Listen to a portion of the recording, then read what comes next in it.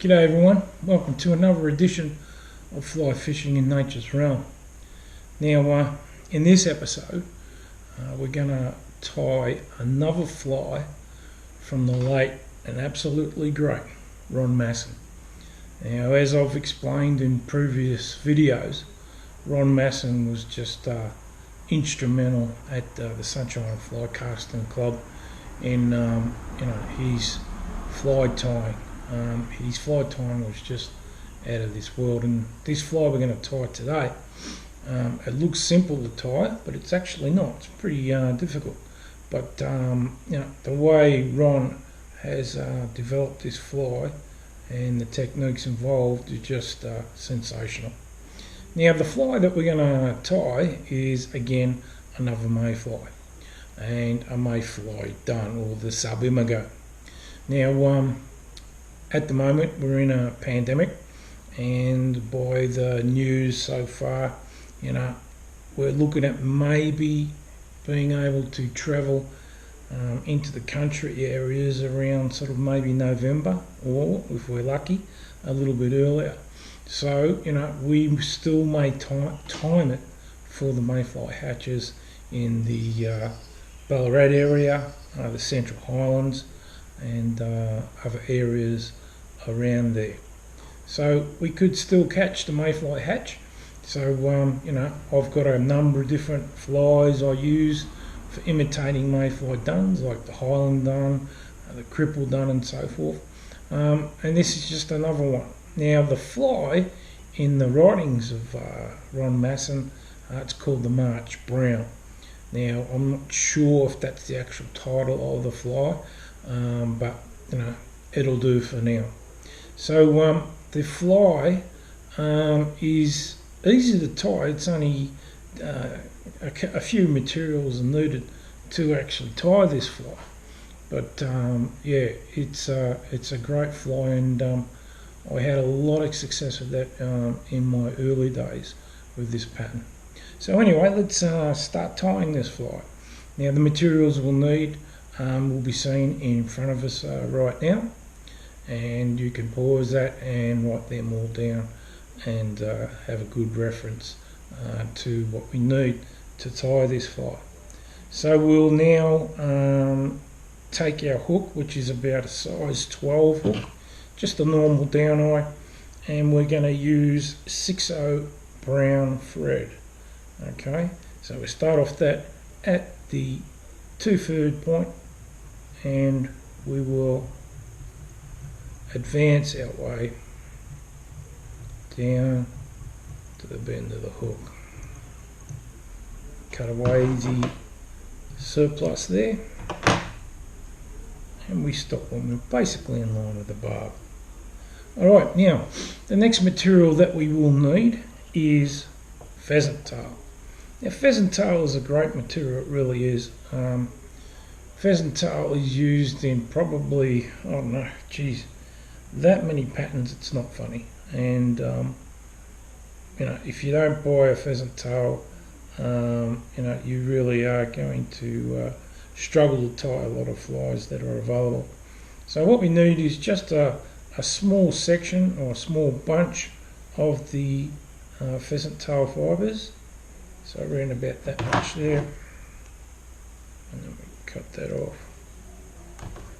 And then what we do now is we tie that in for the extended body and the tail. So we want to get our proportions right, about 1.5 hook shanks, and line that up.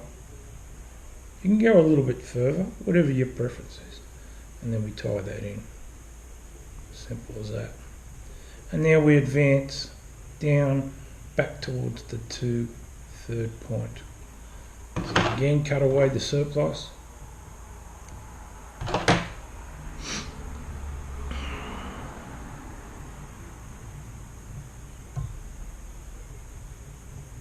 And we build in a tapering body.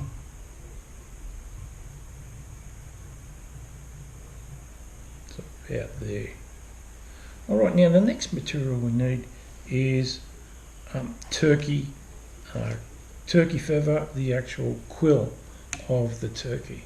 Okay, and as we can see there, these feathers have a beautiful markings in there that look like the actual Mayfly Dun. It's terrific what you can get out of that. And what we need to do is to cut a section. Now this is the hard part, guys.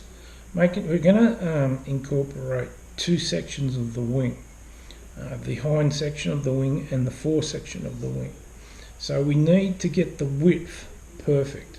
If we're too wide, we're going to have too big a wing, and if we're not wide enough, we're going to have a wing that's too short. So you've got to judge it perfectly. So you're in about there, and it's just a bit of experimenting, but you will find it pretty difficult. And what we do with that section is we fold it.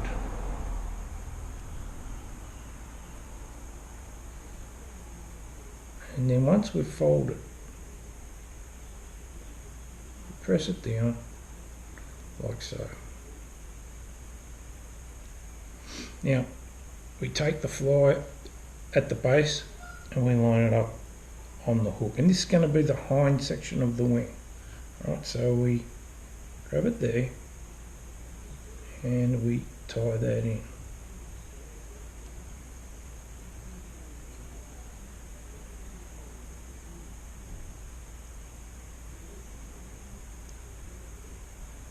Now all we simply do is we bring this section back over on top of the actual hind section of the wing to create the fore section of the wing, and we need to tie that down and tie it down, guys. Alright, so we have to go over that wing just by a touch, and then we tie it down.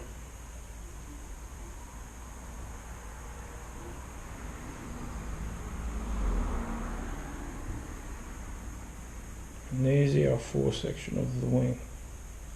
As you can see, it needs to be tied down just a fraction more to get it right down.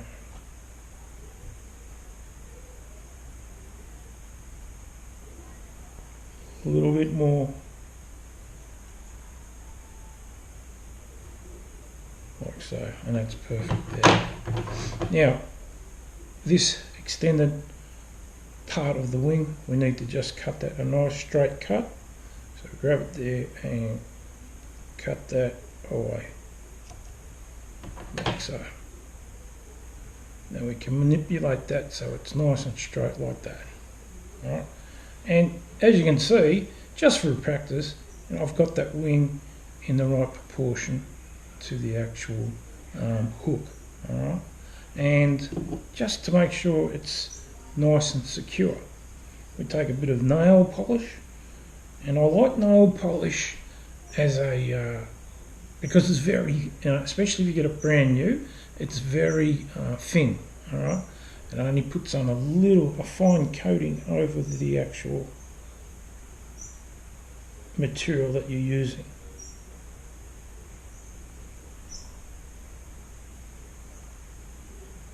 And that's all you need. Where a lot of other, other sort of like products will create too much, and then it becomes a bit too hard. Nail polish still enables that material, that turkey quill, to flex and be natural. So now what we've got to do is simply just tie a hackle in. Alright. Now when we do tie the hackle in, make sure the hackle fibres basically meet the actual point of the hook. Now if we go beyond that, what Ron recommended when I did talk to him about tying this fly is to cut the bottom section. I don't like doing that to hackles. Alright. So what I like to do in that situation is make sure the hackles don't go beyond that, so you don't need to cut it. Alright. And what that achieves is that when the fly lands, it'll sit on the surface of the water and the wing will be upright. Because this can have a tendency to fall on its side. Alright, that's probably the disadvantage of this fly, but oh my god, it stands out like a natural dun. just like a Highland Dun does as well. It really stands out, and that's the terrific aspect of this fly.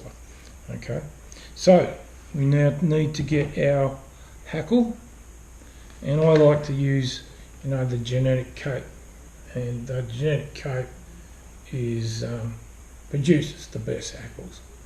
So when you can afford it, if you're a beginner, getting a quality cape, in this case it's a saddle, is absolutely essential. So there we've got now let's judge the fibres and see how they'll go on the actual hook there. Oh, needs to be a bit bigger, that one. Got a few here that I've pulled out.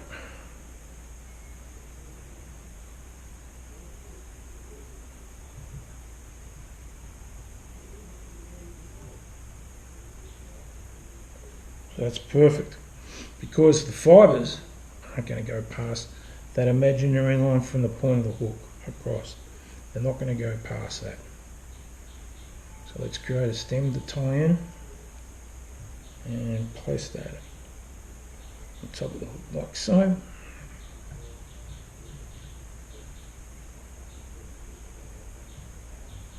And the great thing about saddle hackles is you don't need hackle pliers, which is just sensational. It really is. So much easier to work with. So, tie that hackle on. And, how much hackle do we put on? That's up to you guys. A lot of people like a sparse hackle. I like a heavy hackle. It gives you a better floating of your fly. I even like to come back a little bit to make it even a little bit thicker. And then tie that off.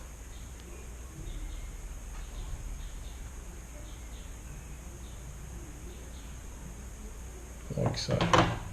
Cut away the surplus there.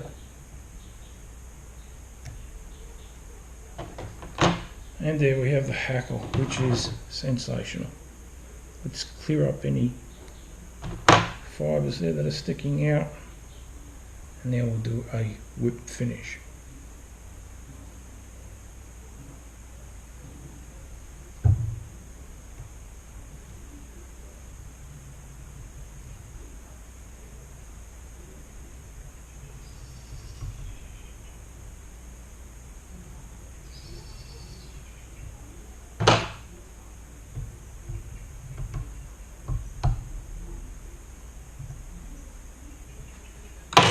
And then we cut away the thread there, like so. And let's lift that wing up a touch. It's a good thing about it too. We can manipulate it a little bit, those fibres. Now, we haven't finished.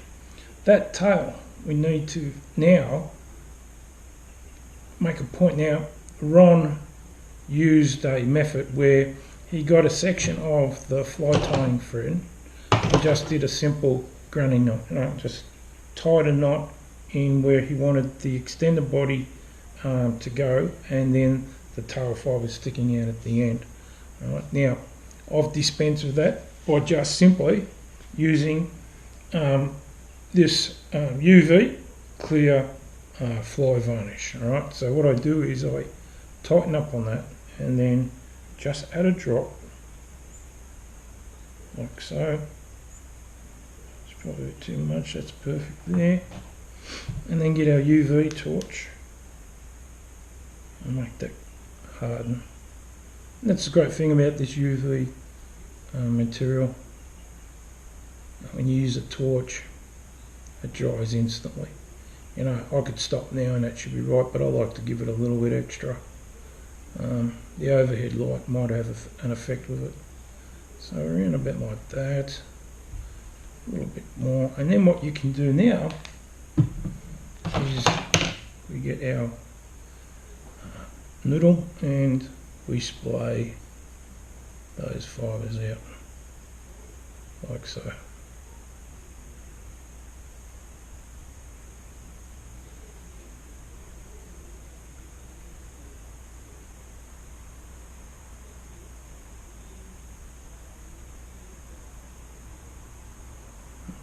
should be enough.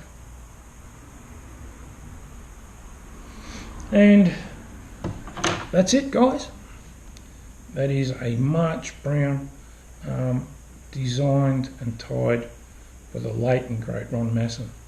And you know, what a brilliant idea to just get the wing, just get a section of turkey quilt, roll it so that we've got both outsides, and then tie it in, and then incorporate the same material again for the other section of the fly. And this works, guys, let me tell you. You know, I've had a lot of success. I think my best time was when I was fishing Malmesbury Reservoir. And that's a good point to mention. Malmesbury Reservoir used to have an unbelievable mayfly hatch. You know, it's not to say that, you know, because I haven't fished Malmesbury for that long. It's not funny. So, you know, you still may have a mayfly hatch occurring on Malmesbury Reservoir. But because they've now mucked around with the dam wall, the bay that I used to go to now doesn't fill up and to its full extent, and it makes it a lot difficult and difficult for the insects and yeah, the fishing. It's not as good as it was, but geez, we had some mayfly hatches on Malmesbury Reservoir. They were just fantastic. Not big numbers, but I don't know, small concentrations of mayfly would hatch, and you know, the trout would rise to them there. I just loved them, you know what I mean? And this is one of the patterns I used when I first started, you know, my early career as a fly fisherman, and it's a great pattern, it really is. All right, guys. Any questions? Put them in the description section, or the comment section, I should say, of the channel there. And I'll see you in the next edition of Fly Fishing in Nature's Realm. This is Bruce Smith saying goodbye. See you later.